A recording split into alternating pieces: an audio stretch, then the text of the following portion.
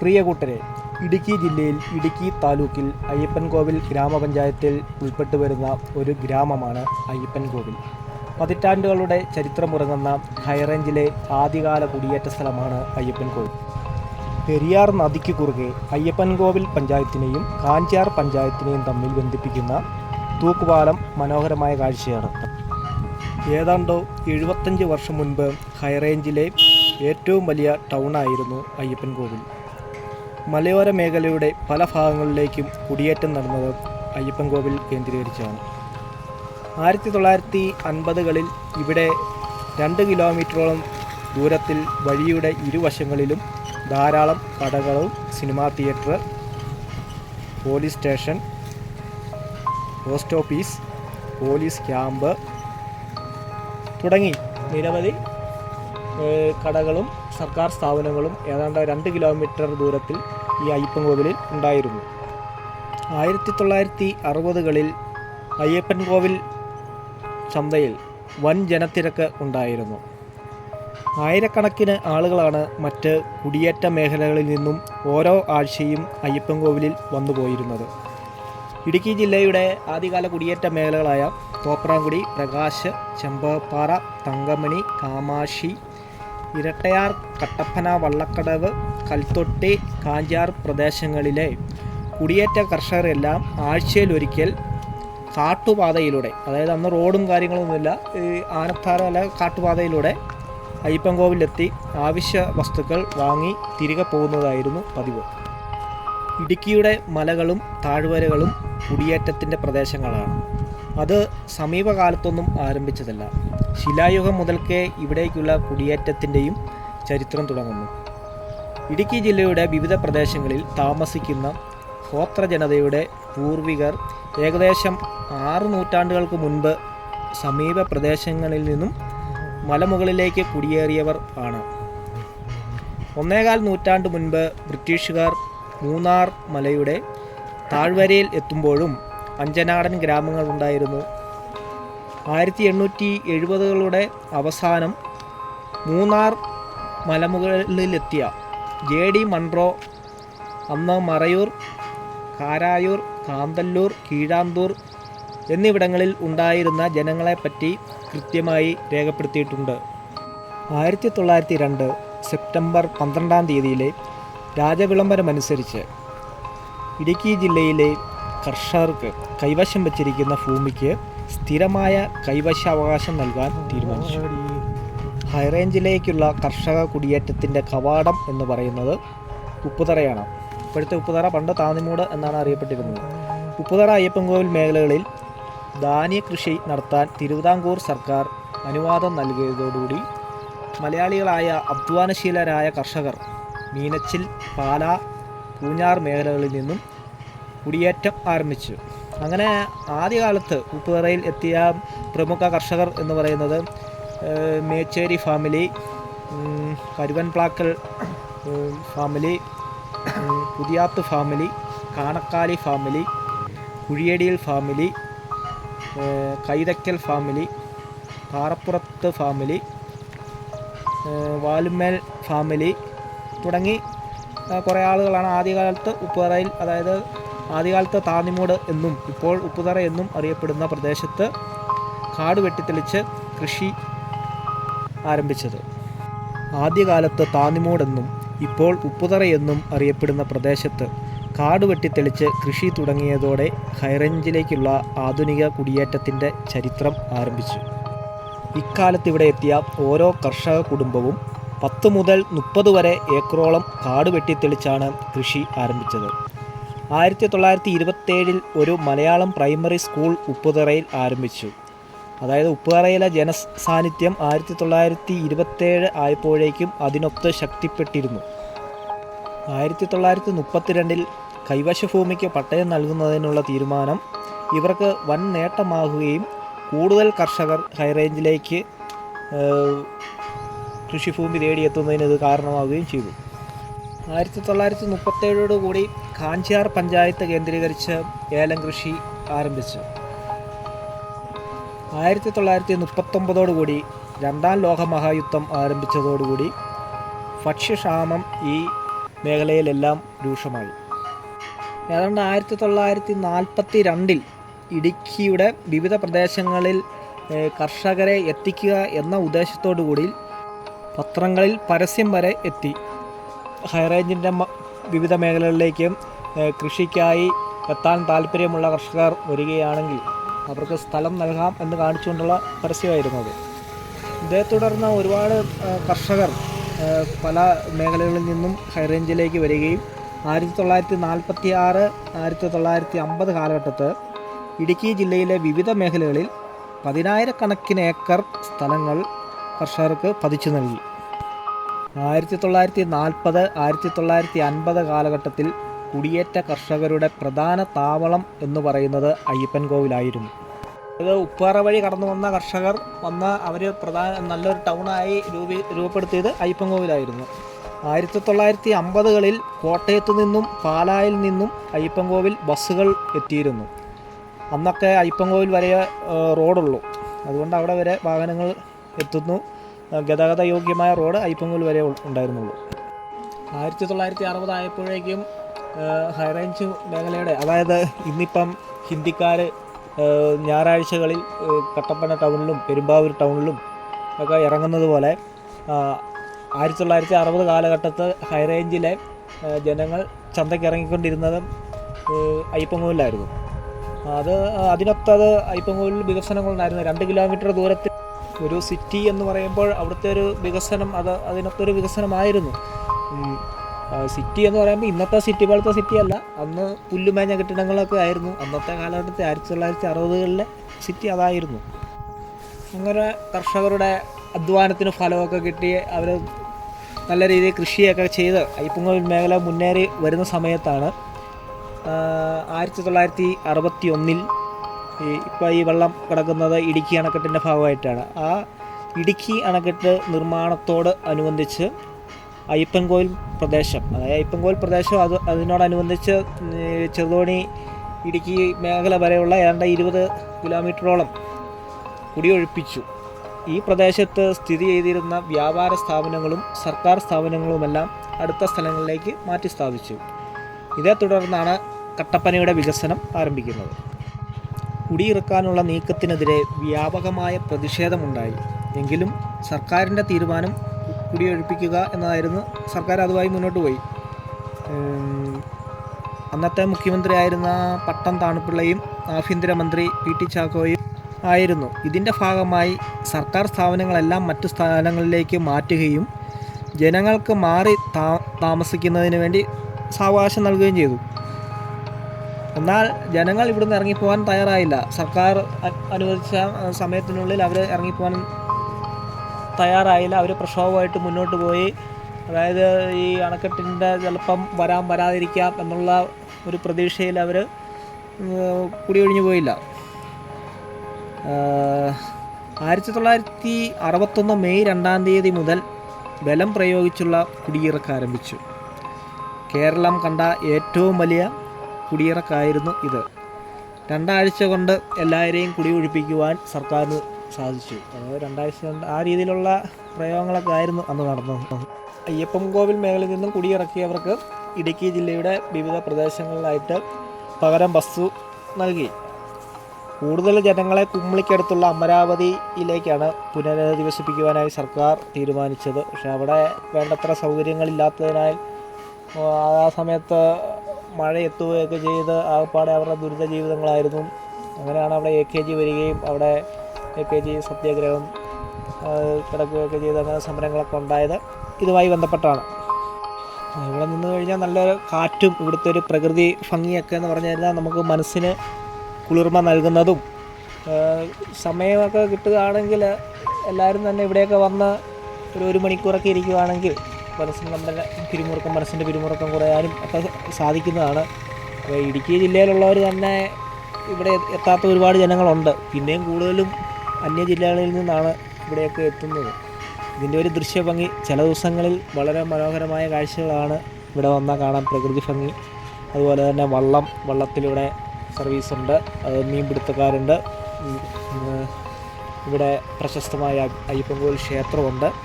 ഇതൊക്കെ സന്ദർശിക്കാനും ഒക്കെ നമുക്ക് ജീവിതത്തിൽ ചെന്മണ്ണൂർ പറഞ്ഞ പോലെ നമ്മളിവിടെ 10,000 വർഷമൊന്നും ജീവിക്കാൻ പോകുന്നില്ലല്ലോ. അപ്പോൾ ജീവിക്കുമ്പം ആസ്വദിച്ച് ജീവിക്കുക, കുറച്ച് ദിവസമൊക്കെ ആസ്വദിക്കുക, 5 ദിവസം പണിക്ക് പോവുക, 2 ദിവസമെങ്കിലും ആസ്വദിക്കുക. അപ്പം ഇവിടെ നിന്നാൽ ചെറിയ കാറ്റൊക്കെ ഉണ്ട്. അപ്പം നമുക്ക് ഇനി ഒരു ചെറിയൊരു കാട്ടൊക്കെ കേട്ടുകൊണ്ട് ഇതിൻ്റെ ദൃശ്യഭംഗി ആസ്വദിക്കുക.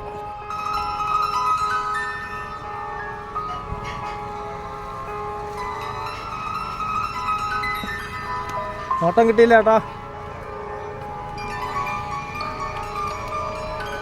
ഒരാൾക്ക് എത്ര രൂപ ഇവിടെ?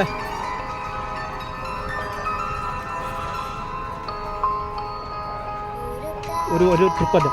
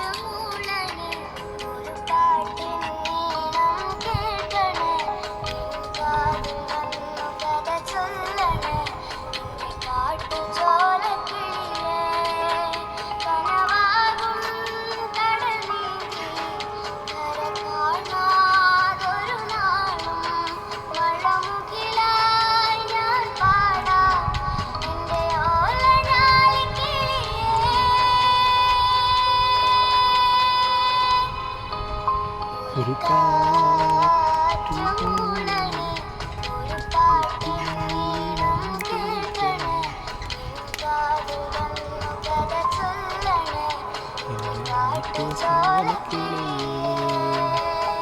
പാലത്തിലൂടെ ഒരാൾ നടന്നു പോകുന്ന കാഴ്ചയാണ് നമ്മൾ കാണുന്നത്.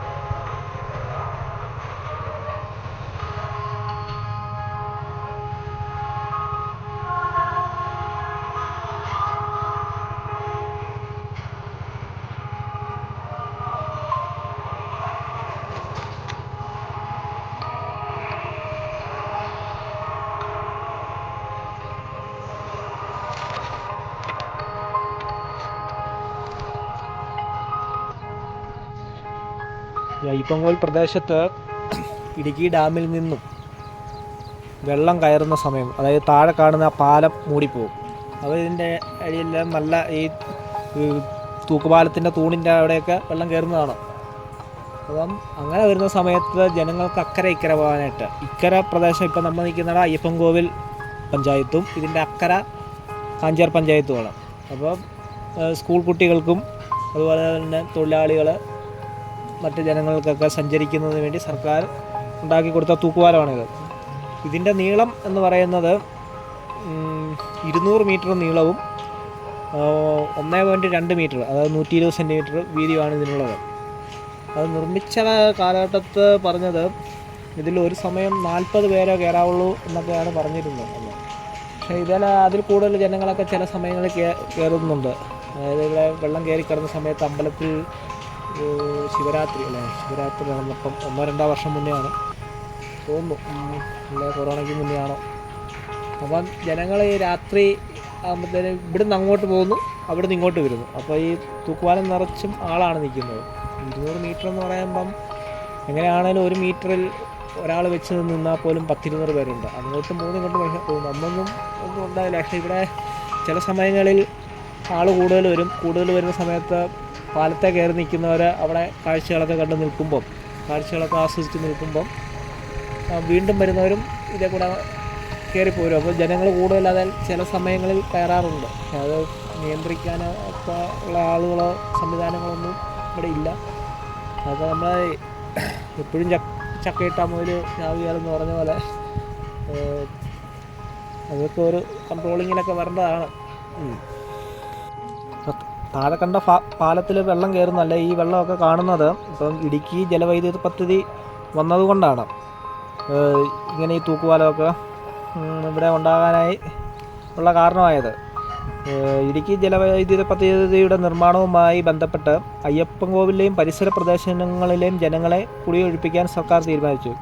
ഇവിടെ നിന്നും 20 കിലോമീറ്ററോളം അകലെയാണ് അണക്കെട്ട് നിർമ്മിക്കുന്നത്. എങ്കിലും ഡാമിൽ ജലനിരപ്പ് ഉയരുമ്പോൾ പെരിയാർ തീരത്തുള്ള അയ്യപ്പൻകോവിൽ വെള്ളത്തിൽ മുങ്ങിപ്പോകുമെന്നായിരുന്നു ഇതിന് കാരണം. കുടിയിറക്കാനുള്ള നീക്കത്തിനെതിരെ വ്യാപകമായ പ്രതിഷേധമുണ്ടായി എങ്കിലും കുടിയൊഴിപ്പിക്കലുമായി മുന്നോട്ട് പോകാൻ തന്നെയായിരുന്നു പട്ടം താണുപിള്ള മുഖ്യമന്ത്രിയും പി ഡി ചാക്കോ ആഭ്യന്തരമന്ത്രിയുമായിരുന്ന പ്രജാ സോഷ്യലിസ്റ്റ് പാർട്ടിയുടെ നേതൃത്വത്തിൽ കോൺഗ്രസ് പിന്തുണയോടെ രൂപീകരിക്കപ്പെട്ട സർക്കാരിൻ്റെ തീരുമാനം. ഇതിൻ്റെ ഭാഗമായി ഇവിടെ ഉണ്ടായിരുന്ന സർക്കാർ സ്ഥാപനങ്ങൾ ആദ്യം തന്നെ അങ്ങ് മാറ്റി. ജനമല്ല ആദ്യം മാറുന്നത്. അപ്പോൾ സർക്കാർ സ്ഥാപനങ്ങൾ ആദ്യം മാറ്റി സ്ഥാപിച്ചു. എന്നിട്ട് ജനങ്ങളോട് നിങ്ങൾ ഒഴിഞ്ഞു പോകണമെന്ന് പറഞ്ഞു. പല പ്രാവശ്യം പറഞ്ഞു. ഒരുപക്ഷെ നോട്ടീസ് കൊടുത്തിട്ടുണ്ടായിരിക്കാം. എന്തായാലും ജനങ്ങളങ്ങനെ പറഞ്ഞാൽ ഒഴിഞ്ഞു പോവുമോ? ഇപ്പോൾ ഒരു ഉരുളുപൊട്ടെന്ന് പറഞ്ഞാൽ പോലും ചിലപ്പോൾ ജനങ്ങൾ ക്യാമ്പിലേക്ക് മാറാൻ പറഞ്ഞാൽ ചിലപ്പം മാറാൻ മടി കാണിക്കാറുണ്ട്. പിന്നെ നമ്മളെ പോലെയുള്ള മലയാളികൾക്കൊക്കെ ഇച്ചിരി പറഞ്ഞനുസരിക്കാനൊരു ഇതിൻ്റെയൊക്കെ ഉണ്ട്. പിന്നെ അങ്ങനെയൊക്കെ പറഞ്ഞാലും കേരളത്തിലെമ്പാടും ഭക്ഷ്യക്ഷാമവും അതുപോലെ തൊഴിലില്ലായ്മയും ഒക്കെ രൂക്ഷമായ കാലഘട്ടത്താണ് ഹൈറേഞ്ച് മേഖലയിലേക്ക് വ്യാപകമായി കുടിയേറ്റം നടന്നത്. അതാത് കാലത്തെ ഭരണകൂടങ്ങൾ അതിനുള്ള പ്രേരണയും പിന്തുണയും പ്രോത്സാഹനമൊക്കെ അന്നത്തെ കാലത്ത് നൽകുമായിരുന്നു. ഇതോടൊപ്പം അണക്കെട്ടുകളുടെയും വൈദ്യുതി വിതരണ സംവിധാനങ്ങളുടെയും റോഡുകളുടെയും മറ്റും നിർമ്മാണത്തിനെത്തിയ തൊഴിലാളികളുടെ കുടുംബങ്ങളും ഇവിടെ താമസം ആരംഭിച്ചു. അതായത് കർഷകരായിട്ട് വന്നവരുമുണ്ട്, അതുപോലെ തന്നെ നിർമ്മാണ മേഖലയായിട്ടും ഒക്കെ വന്നവർ പിന്നെ ഇവിടെ തന്നെ അങ്ങ് തങ്ങി, ഇവിടുന്ന് ഒഴിഞ്ഞു പോയില്ല. അപ്പം പല കാലഘട്ടങ്ങളിലായി അനധികൃത കയ്യേറ്റം എന്ന് പറയാൻ പറ്റത്തില്ല, ഹൈറേഞ്ചിലേക്ക് എത്തിയ ആളുകളാണ്. ആദ്യ കാലത്തെന്ന് പറയുമ്പോൾ അയ്യപ്പൻകോവിൽ എന്ന് പറയുമ്പം കോട്ടയം ജില്ലയുടെ ഭാഗമായിരുന്നു. അന്ന് ഈ സംഭവങ്ങൾ നടക്കുന്ന കാലഘട്ടത്തൊന്നും ഇടുക്കി ജില്ലയില്ല. ഇടുക്കി ജില്ല 1972 ഇടുക്കി ജില്ല രൂപീകൃതമാകുന്നത്. 1972 ജനുവരി 26. അതുവരെ കോട്ടയം ജില്ലയുടെ ഭാഗമായിരുന്നു. തൊടുപുഴ ഭാഗമൊക്കെ എന്ന് പറഞ്ഞാൽ എറണാകുളം ജില്ലയുടെ ഭാഗമായിരുന്നു. എന്നാൽ അന്ന് ഈ പഞ്ചായത്തുകളൊക്കെ ഉണ്ടായിരുന്നു. അയ്യപ്പൻകോവിൽ പഞ്ചായത്ത് 1962 അയ്യപ്പൻകോവിൽ, കട്ടപ്പന ഒക്കെ 1962 ആണ്. ഈ തൂക്കുപാലത്തിൽ നിൽക്കുമ്പോൾ നല്ല ഇളം കാറ്റും അതുപോലെ തന്നെ ഈ പുഴയുടെ ഈ താഴെ ജലം കിടക്കുന്നു, അതിൻ്റെ ഒഴുക്കും വാഹനങ്ങൾ പോകുന്നതും അതുപോലെ തന്നെ പോത്ത് മേയുന്നു, പശുവ്, ആളുകൾ അതിനുള്ള തീറ്റ എത്തുന്നു. പുഴയുടെ തീരത്തായി ചൂണ്ടയിടാനായി ഇരിക്കുന്ന ആളുകൾ, അതുപോലെ വിനോദസഞ്ചാരികൾ, അങ്ങനെ രസകരമായ കാഴ്ചകളൊക്കെ ഉണ്ട്. ഇടുക്കി അണക്കെട്ട് കേരളത്തിലെ ഏറ്റവും വലിയ ജലസംഭരണിയായ ഈ റിസർവോയർ ഇടുക്കി ജില്ലയിൽ പെരിയാർ നദിയിൽ സ്ഥിതി ചെയ്യുന്നു. വാഴത്തോപ്പ് ഗ്രാമപഞ്ചായത്തിലെ പൈനാവിലാണ് അണക്കെട്ട് സ്ഥിതി ചെയ്യുന്നത്. കേരള സ്റ്റേറ്റ് ഇലക്ട്രിസിറ്റി ബോർഡിനാണ് വൈദ്യുതി ഉൽപ്പാദനത്തിനായി നിർമ്മിച്ചിരിക്കുന്ന ഈ അണക്കെട്ടിൻ്റെ ഉടമസ്ഥാവകാശം. 839 മീറ്റർ ഉയരമുള്ള കുറവൻ മലയും 925 മീറ്റർ ഉയരമുള്ള കുറത്തിമലയും കൂട്ടിയിണക്കി 555 അടി ഉയരത്തിൽ പെരിയാറിന് കുറുകെയാണ് അണക്കെട്ട് നിർമ്മിച്ചിരിക്കുന്നത്. 60 ചതുരശ്ര കിലോമീറ്റർ വ്യാപിച്ചു കിടക്കുന്ന ജലസംഭരണിയാണ് ഇടുക്കി ഡാം. പരമാവധി സംഭരണശേഷി 74.5 ദശലക്ഷം ഘന അടിയാണെങ്കിലും 70.5 DMC വരെയാണ് സംഭരിക്കാറുള്ളത്. 780 മെഗാവാട്ട് ഉൽപ്പാദനശേഷിയുള്ള പദ്ധതിയുടെ ഊർജോൽപാദന കേന്ദ്രം മൂലമറ്റത്താണ്. നാടുകാണി മലയുടെ മുകളിൽ നിന്നും 750 മീറ്റർ അടിയിലുള്ള മൂലമറ്റം പവർ ഹൗസ് ഭൂഗർഭ വൈദ്യുത നിലയം ഇന്ത്യയിലെ ഏറ്റവും വലിയ ഭൂഗർഭ വൈദ്യുത നിലയമാണിത്. തന്നെ ഈ ഡാമിനോടനുബന്ധിച്ചുള്ള മേഖല ഇടുക്കി വന്യജീവി സംരക്ഷണ കേന്ദ്രം എന്നറിയപ്പെടുന്നു. ചെറുതോണി, കുളമാവ് എന്നിവിടങ്ങളിലെ മറ്റ് 2 അണക്കെട്ടുകൾക്കൊപ്പമാണ് ഈ അണക്കെട്ട് നിർമ്മിച്ചിരിക്കുന്നത്. ശരിക്കും കേരളത്തിൻ്റെ ഊർജ ഹൃദയം എന്ന് പറയുന്നത് ഇടുക്കിയാണ്. സംസ്ഥാനത്തെ ഏറ്റവും വലിയ വൈദ്യുതി ഉൽപ്പാദന കേന്ദ്രം. ശരിക്കും പതിറ്റാണ്ടുകളുടെ ചരിത്രം പറയാനുണ്ട് ഈ ഇടുക്കി അണക്കെട്ട്. ഇടുക്കി അണക്കെട്ടിൻ്റെ പ്രാരംഭം എന്ന് പറയുന്നത് 1932 ഈ മലങ്കര എസ്റ്റേറ്റ് സൂപ്രണ്ടായിരുന്ന WJ ജോൺ ഇടുക്കിയിലെ ഘോര വനങ്ങളിൽ നായാട്ടിന് എത്തി. അപ്പം നായാട്ടിന് ഇങ്ങനെ വന്നപ്പോഴത്തേനും കൂടെ ഇടുക്കി ഈ പ്രദേശത്തൂടെ വന്നു. അയ്യപ്പൻകോവിൽ ഇങ്ങനെ കോഴിമല ഈ പ്രദേശങ്ങളിലൂടെ വന്നപ്പോഴത്തേനും കൂടെയാണ് നായാട്ടിനിടയിൽ അദ്ദേഹം കൊലുമ്പൻ എന്ന ആദിവാസിയെ കണ്ടെത്തി എന്നാണ് പറയുന്നത്. ആദിവാസിയെ കണ്ടുപിട്ടി.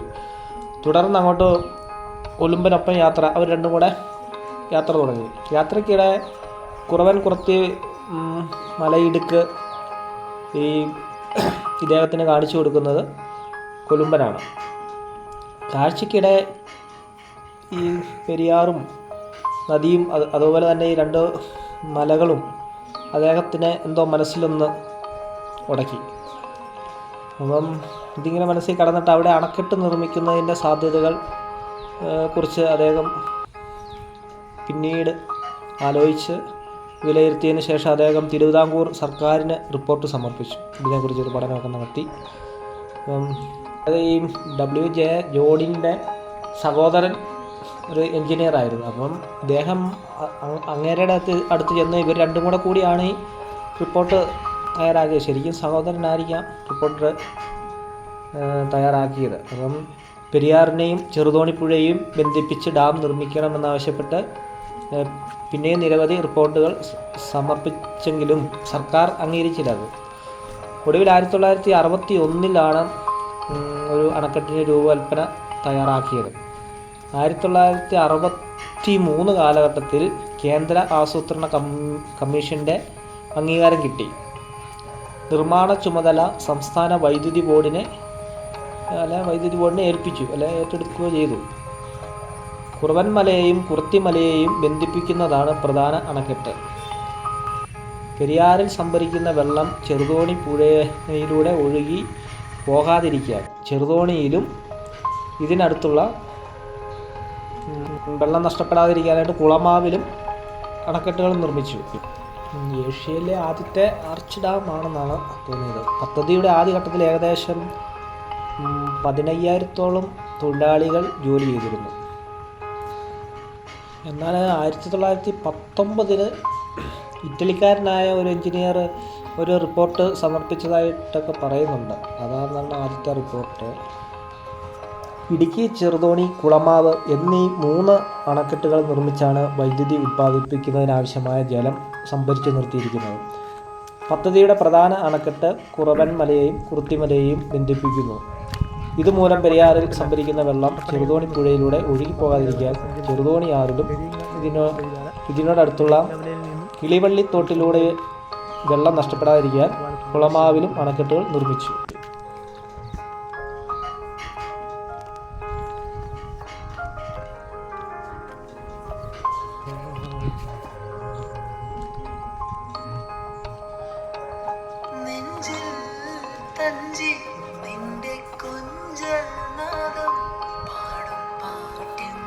ദൂരെ കാണുന്നത് ഏഷ്യയിലെ ഏറ്റവും വലിയ മൺപാലമായ നീലാങ്കണ്ടം പാലമാണ്. അതിൻ്റെ വർക്ക്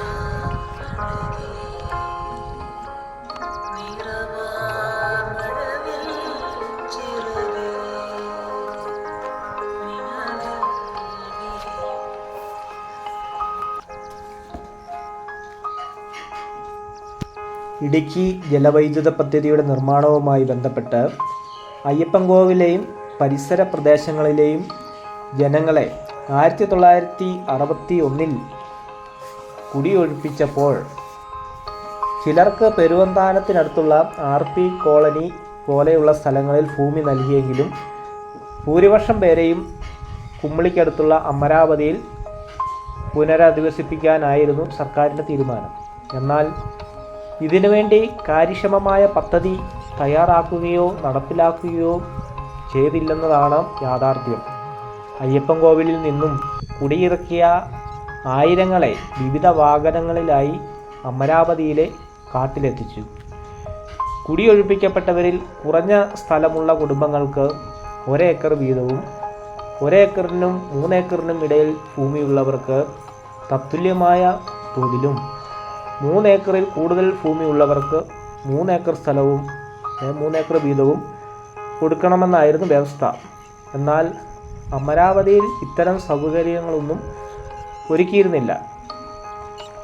കാട്ടുകമ്പുകളും പുല്ലും ഉപയോഗിച്ച് നിർമ്മിച്ച ചെറിയ ഷെഡുകളിലാണ് ജനങ്ങൾ തിങ്ങിപ്പാർത്തത്.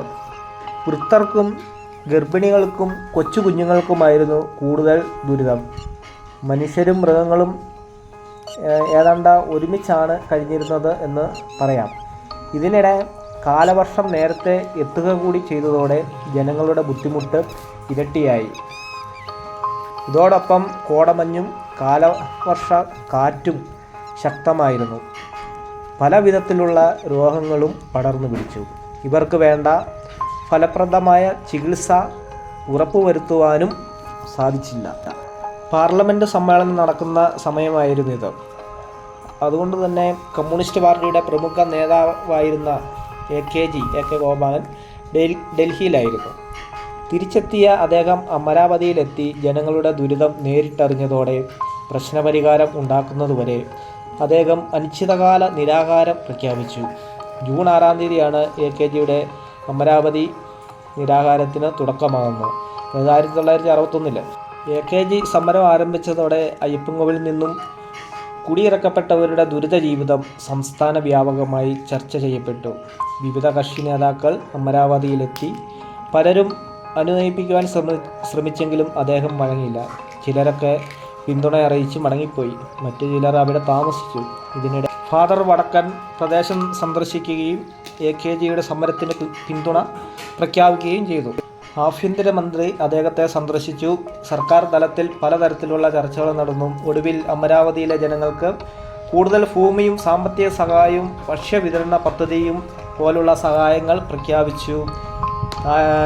ജൂൺ 17-ാം തീയതി AKജി നിരാഹാരം അവസാനിപ്പിക്കുവാൻ തയ്യാറായി.